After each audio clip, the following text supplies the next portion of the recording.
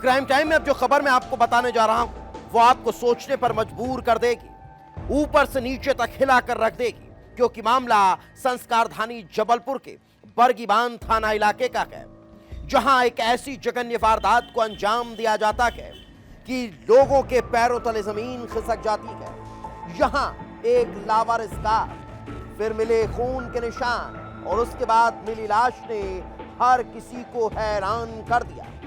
आखिर कैसे दो कारोबारी आपस में इतने दुश्मन हो जाते हैं कि एक दूसरे की हत्या करवा देता है, लेकिन इस हत्या में पीछे निकलकर सामने आती है एक हसीना। आखिर कौन थी वो शातिर हसीना जिसने कारोबारी की गर्लफ्रेंड बनने के बाद दूसरे कारोबारी की जान ले ली? इस रिपोर्ट में देख लीजिए।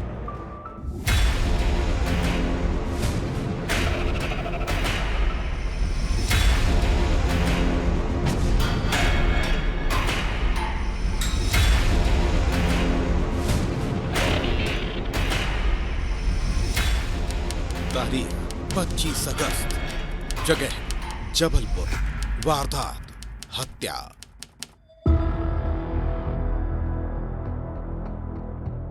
जबलपुर का बरगी थाना इलाका बरगी बांध की नहरों में उफान था और इसी बीच सामने आई जुर्म की एक ऐसी वारदात जो हैरान करने वाली थी।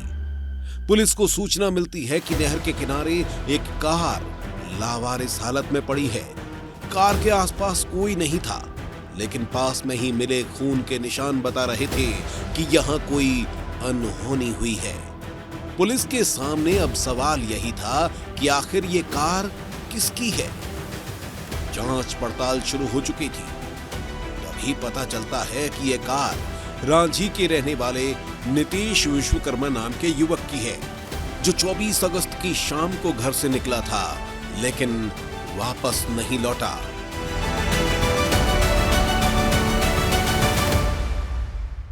साढ़े 7 बजे खबर मिली कि गाड़ी लावारिस पड़ी है। कांच आंच सब खुला हुआ है। हम लोग गाड़ी देखने गए तो गाड़ी लावारिस पड़ी थी। वहां से फिर बरगी चौकी गए, वहां सूचना दर्ज कराए। फिर ऐसे करते करते रात हो गई, फिर घर आ गए। घर आने के बाद दूसरे दिन फिर हम लोग ढूंढने निकले तो बरगी चौकी से फोन आया कि सगड़ा के पास जो पुलिया है वहां पे कोई लाश मिली है। अब पुलिस के सामने यही सवाल था कि आखिर नीतीश विश्वकर्मा गया कहां? क्या उसकी हत्या कर दी गई है या फिर वो किसी की हत्या कर फरार हो गया? लेकिन अगर ऐसा है तो कार यहां क्यों छोड़ दी? सवाल कई थे। नीतीश की तलाश शुरू हो चुकी थी। तभी मौकाए वारदात से करीब 5 किलोमीटर दूर नहर में एक शव मिलता है और जिसका अंदेशा था वही हुआ। ये लाश किसी और की नहीं बल्कि नीतीश विश्वकर्मा की ही थी। लाश के सिर पर चोट के निशान थे जो चीख चीख कर गवाही दे रहे थे कि नीतीश के साथ कुछ गलत हुआ है। ये जो मृतक है नीतीश विश्वकर्मा अपने मित्र के साथ पिछले कुछ समय से कुछ वर्षों से रेती गिट्टी का व्यवसाय कर रहा था और उसमें हाईवा के माध्यम से सामान का परिवहन होता था। अपने मित्र रमनदीप के साथ इसने हाईवा खरीदा था और उसमें कुछ पैसों के लेन देन का इनका डिस्प्यूट कुछ समय से चल रहा था, क्योंकि जो उन्होंने हाईवा खरीदे थे उसका भुगतान का जो जिम्मे था दोनों के ऊपर था, लेकिन शायद उसमें से एक के ऊपर आर्थिक भार ज़्यादा आ रहा था। तो इस बिज़नेस को लेकर जो मनमुटाव हुआ उसके उपरांत इन्होंने इसको निपटाने का अपना एक षड्यंत्र रचा। आखिर कौन था वो जिसने नीतीश को इस तरह मौत के घाट उतार दिया? आखिर नीतीश की किससे दुश्मनी थी? पुलिस हर एंगल से जांच कर रही थी। उसके कॉल डिटेल्स और सोशल मीडिया अकाउंट्स को खंगाला जा रहा था, पूछताछ की जा रही थी। तभी एक ऐसी कहानी सामने आती है जिसने पुलिस को सोचने पर मजबूर कर दिया। पता चलता है कि नीतीश ने रांझी निवासी रमनदीप के साथ करीब 1 साल पहले ही पार्टनरशिप कर रेत और गिट्टी का कारोबार शुरू किया था, लेकिन इसमें घाटा हो गया। घाटे की भरपाई अकेले रमनदीप ने की लेकिन नितेश ने उसकी कोई मदद नहीं की और इसी बात को लेकर दोनों के बीच विवाद चल रहा था। पुलिस रमनदीप को उठाती है। सख्ती से पूछताछ में सामने आता है कि इस हत्याकांड का मास्टरमाइंड कोई और नहीं बल्कि खुद रमनदीप है, जिसने साजिश बनाई और इस साजिश में शामिल किया अपनी गर्लफ्रेंड मीनाक्षी को। पुलिस हैरान थी क्योंकि जो खुलासा हो रहा था वो चौंका रहा था। रमनदीप इस हत्या की प्लानिंग काफी पहले कर चुका था, जिसका मुख्य किरदार थी जवान, खूबसूरत और अपनी अदाओं से किसी को भी मदहोश करने वाली मीनाक्षी। रमनदीप के कहने पर मीनाक्षी ने नितेश विश्वकर्मा से दोस्ती की। मीनाक्षी धीरे धीरे नितेश को अपने हुस्न के जाल में फंसा रही थी। नितेश पूरी तरह से मीनाक्षी के बस में हो चुका था। दोनों साथ में घूमने फिरने लगे और फिर एक दिन रमनदीप और मीनाक्षी ने अपने प्लान को अंजाम देने का फैसला कर लिया। मीनाक्षी प्लान के तहत नितेश को मिलने के लिए बुलाती है और फिर दोनों बरगी बांध के किनारे सुनसान इलाके में पहुंच जाते हैं।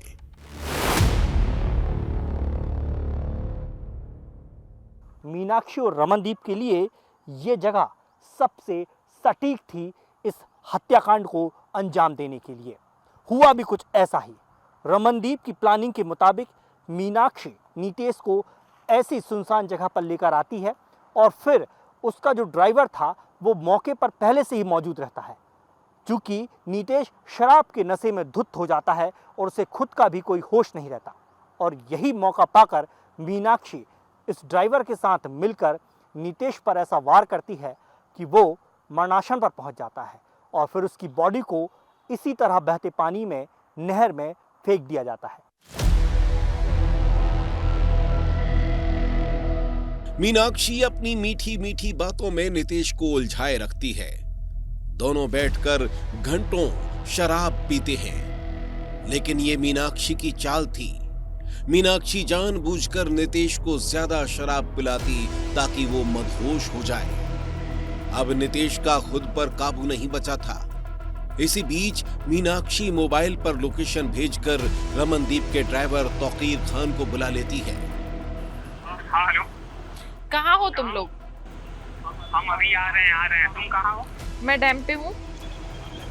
ना सब मामला एकदम पूरा सेट है, एकदम नशे में टल्ली होके बैठा है, बस तुम लोगों का इंतजार है। मैंने लोकेशन भेज दिया, कब तक पहुँचोगे? हम 10 मिनट में आ रहे हो। तुम मुझे दारू और पिलाते रहो जब तक पूरा होश में ना रहे हो। एक बात का ध्यान रखना, आज मामला एकदम निपट जाना चाहिए, उसका काम तमाम करना है आज। निपट जाएगा। हम 10 मिनट में आ रहे हैं। ठीक है, पहुँचो।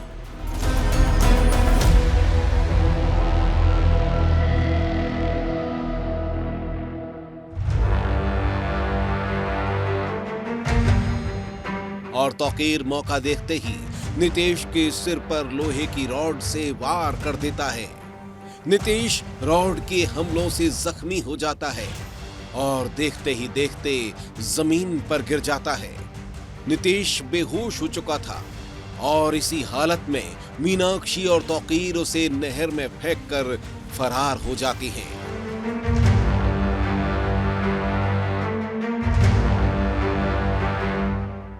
जो डेड बॉडी थी उसको पोस्टमार्टम के लिए भेजा गया और पोस्टमार्टम में पाया गया कि उसके सिर पर काफ़ी गहरी चोट थी और करीबन 1 या 2 दिन पहले की उसकी ये घटना घटित होने की संभावना व्यक्त की गई थी।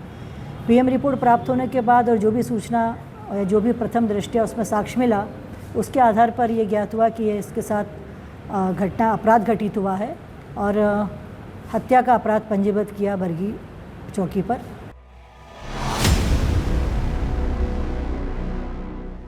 पुलिस ने इस हत्याकांड का पर्दाफाश करते हुए मास्टरमाइंड रमनदीप, उसकी गर्लफ्रेंड मीनाक्षी और ड्राइवर तौकीर को गिरफ्तार कर लिया।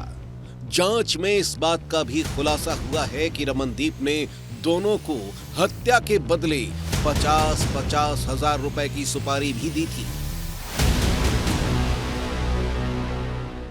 हाँ, अभी तक पता चला कि 50,000 के रूप में इन दोनों को देने की बात हुई थी और कुछ राशि बरामद भी हुई है। इसमें 10,000 की राशि बरामद हुई तौकीर से और मीनाक्षी से करीबन 30,000 रुपये इसमें बरामद अभी हुए हैं। आरोपी सलाखों के पीछे हैं, लेकिन पुलिस हैरान है क्योंकि ये पूरा हत्याकांड किसी फिल्मी सीन से कम नहीं था। ऐसी साजिश जिसका अंदाजा लगाना मुश्किल था। व्यापार, प्यार और फिर जानलेवा वार, कुछ इसी तरह से पूरी पटकथा लिखी गई थी।